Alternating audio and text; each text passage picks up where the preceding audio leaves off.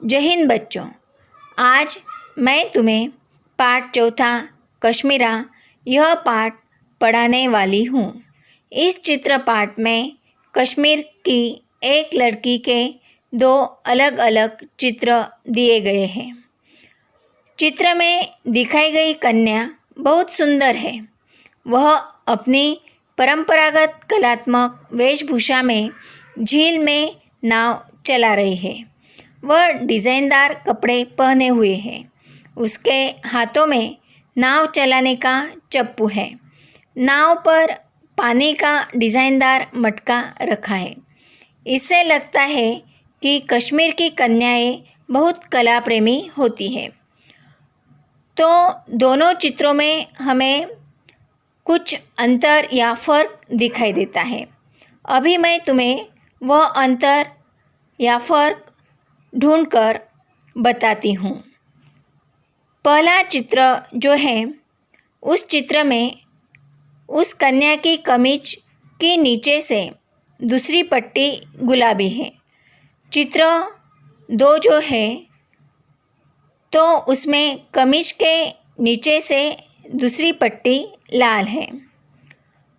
अगला जो फ़र्क है वह चित्र एक में लॉकेट का निचला गोलाकार जो भाग है वह सादा है। चित्र दो में लॉकेट के निचले गोलाकार भाग में पत्तियां हैं। अगला फ़र्क या अंतर, चित्र एक में चप्पू का निचला भाग चौकार है। चित्र दो में चप्पू का निचला भाग पान के आकार का है। अगला फ़र्क, चित्र एक में घड़े के पेंदे में टपके नहीं हैं। चित्र दो में घड़े के पेंदे में टपके हैं। अगला फ़र्क, चित्र एक में घड़े और टोकरी के बीच लाल फूल हैं। चित्र दो में घड़े और टोकरी के बीच लाल फूल नहीं है। अगला फ़र्क, चित्र एक में पार्श्वभूमि में 5 पक्षी दिखाई देते हैं। चित्र दो में पार्श्वभूमि में 4 पक्षी दिखाई देते हैं।